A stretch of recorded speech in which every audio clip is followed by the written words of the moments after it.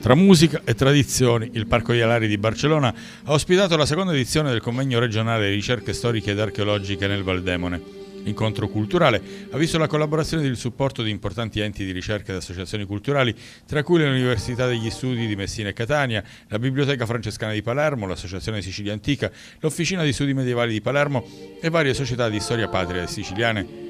La formula del convegno, già proposta in precedenti incontri, è stata quella di mettere a confronto sullo stesso tavolo di lavoro docenti universitari, ricercatori e operatori culturali di livello. Importante gruppo che ha deciso proprio di realizzare questo evento, proprio per l'importanza che l'evento ha e che ricopre nel nostro territorio.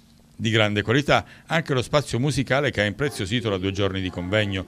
Il maestro Antonio Curcio ha diretto il coro polifonico Jubilate Deo in musiche di Vivaldi, Bach, Pierluigi da Palestrina ed altri grandi nomi del repertorio internazionale.